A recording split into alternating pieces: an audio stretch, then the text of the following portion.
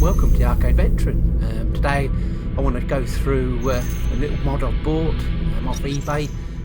It's for my PC Engine Core Grafx 2. It's a HDMI converter that plugs into the back of the Core Grafx 2.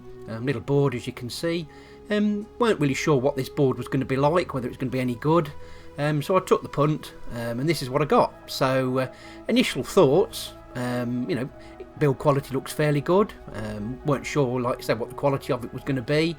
Wasn't happy with the fact that it was a bare board, so I decided to use my resin printer and resin printed little box just to contain it, just to stop anything from shorting out, or just keeping it a bit more tidy, so no components get knocked off the board or anything like that. So I just designed up a little box there. I'm just curing the cover to the box on this, and that's my Anycubic 3D printer, the resin printer. So decided to go with resin because it gives a better finish. You don't get the lines, you can sand it a lot easier, so obviously you can see it's a lot nicer looking.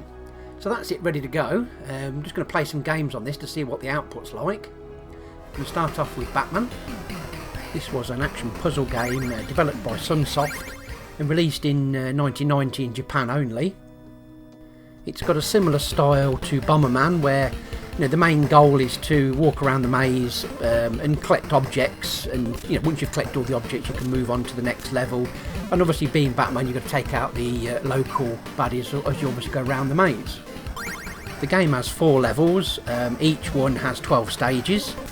You've got Gotham City, Museum, Chemical Factory, later Gotham City and the Cathedral. Okay, the next one is Shinobi. This one's originally obviously a Sega game. Was released by Sega in 1987 and obviously was ported to the PC Engine for the Japanese market in 1989. This game really is a hack and slash sort of video game where you play a ninja, which is obviously the Shinobi character. This is pretty much a side-scrolling game where you obviously have to free the victims and take out the baddies. One of Sega's long-time running franchises, that one. The next one obviously is Galaga, and a staple of any arcade machine. This back in the day, really cool bit of kit. This great graphics for the time, brilliant gameplay. You can't get enough of this. So Galaga's really just a fixed perspective shooter. Obviously originally came out in the arcades around 81, I think, and originally produced by Namco. Obviously this is just a port that's been brought over to the PC Engine. Great sound, great visuals. I think it plays well on this HDMI adapter. The colour reproduction is quite good. I'm actually quietly surprised. I think this HDMI adapter has actually exceeded my expectations. I really thought it was going to be a load of crap, but no, it's actually really good. So good so far. Okay, the next one up is Bomberman. It's a traditional sort of maze game. The object of the game is to destroy all your opponents, all the other characters, and then obviously destroy the blocks covering up the exit, which are hidden. Each round has a 4-minute timer, and then obviously at the end of each stage, which contains around 8 stages, on the 8th round you get to defeat the main boss sort of thing. This version can play up to 5 players, which is slightly different to the X68000 or the DOS versions, which allow only up to 4. The 8 stages are Stage 1 the wall, Stage 2 the Rocky Mountains, Stage 3 the river, Stage 4 the forest, Stage 5 the lava cave, Stage 6 inside the castle part 1, Stage 7 inside the castle part 2, and then Stage 8 with the boss is inside the castle final stage. Okay, 1943 is a vertical shooter, and it's a conversion of Capcom's popular arcade game released in 1987. This one essentially is an enhanced remake of the original game, but follows the same obviously concept as the original game, where it's a face-off between the American and Japanese forces in the Pacific. So the concept of the game is, you're flying your plane, you're taking out the other enemy planes and stuff, and obviously when they die they leave behind objects or power-ups and extra lives, stuff like that. So as you progress through the levels, things get better. Okay, next one's going to be Outrun. Okay, Outrun, one of Sega's biggest and most well-known franchises. goal of Outrun is to drive your Ferrari across the predetermined courses to reach one of 5 goals at the end between A and E. As you drive along the course, you encounter sharp turns, other vehicles, stuff like that, and if you crash or anything like that, it doesn't cause you to lose a life. It's not a life system. All it does is really just slows you down. The reason obviously it's slowed down is because you're on a timer, and you have a certain amount of time to get through each stage. Each time you get through a stage, you get awarded a time bonus, and obviously as you progress through the levels, that time becomes tighter and tighter and tighter. So if you make mistakes, obviously you run out of time and the game ends. R-Type is a side-scrolling shooter, but it's a slow-paced. It's quite different to a lot of shooters. It's quite slow-paced, and you've got a lot of enemies that follow particular patterns, and you can memorise those patterns. And obviously, there's the boss at the end of each stage. So as you're progressing through, you can build up your power-ups, because obviously when these enemies die, the odd one or two will leave behind a power-up or a weapons power-up or an extra life. Just like there, just at the bottom of the screen, you can see I've just collected that sort of orb thing that you can fire away, or acts as a bit of a shield, or increases your firepower.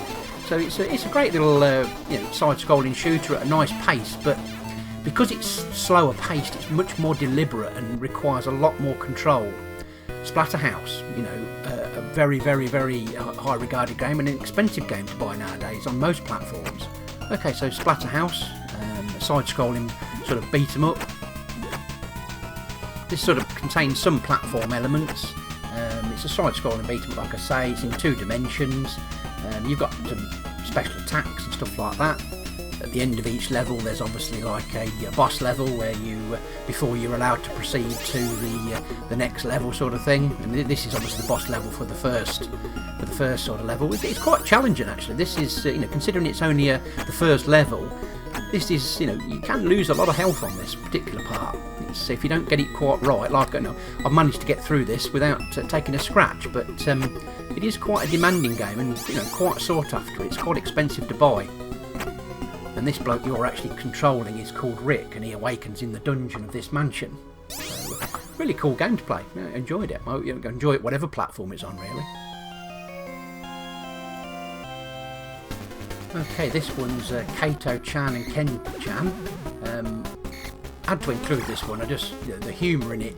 It's that bad. It's good. It's that sort of game. It's based on a comedy duo.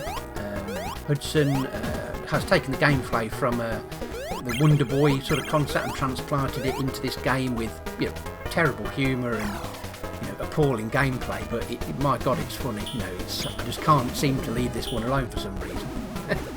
Absolute crap, but I've got to include it. Okay, Resin. It's a vertical scrolling shooter, distributed by Tecmo, I think. And it takes place in 2090, where some aliens have invaded Earth. Just like the other game, this one contains 8 stages. You can collect bombs, medals to increase your score. So it's just an on-rail shooter, nothing particularly different, but very nice graphics, really nice to play, well paced. So wanted to include this one. I've played this many times over the years. I really enjoy it. Played it in the arcade. I think there's about 17,000 arcade cabinets, if I remember back in my history. About 17,000 arcade cabinets produced to this, so it was quite popular back in the day. And there's been many sequels, and it's been reproduced on many systems. So yeah, had to include this one. Really cool. I think the most recent of the version I played this on was the Atari Jaguar. But it's been on, like you say, it's been on many different systems. There's been an MS-DOS version, there's been handheld versions. Obviously this PC Engine version, so it's been on a fair few systems. Right, Formula 1 Dream. This one's a racing game, arcade racing game, developed originally by Capcom, and it's released in the US by Romstar. Obviously this particular PC Engine port was only available, like most, in Japan. Came out about 1989, I think. This one. You have a choice of 4 circuits, and you have to get points to progress to the next level. So nice little inclusion, that one. I thought I'd tag this on the end. This is my Ridge Racer arcade cab, just show the state of play. So might be doing a video on this later. Just I'm giving it a bit of a birthday, putting some new fans on the motherboard. These are pretty known for going bang if you don't keep them cool, so that's the actual main game board there, so that's in pretty good condition. So just need to do a bit of a tidy up, give it a birthday, make sure all the fans are working, get it back together. That's my Daytona unit, in the middle of being done as well. So hope you enjoyed the video. Nice little reminisce there on the PC Engine. So thanks for watching, and we'll see you again in the next video. Bye for now.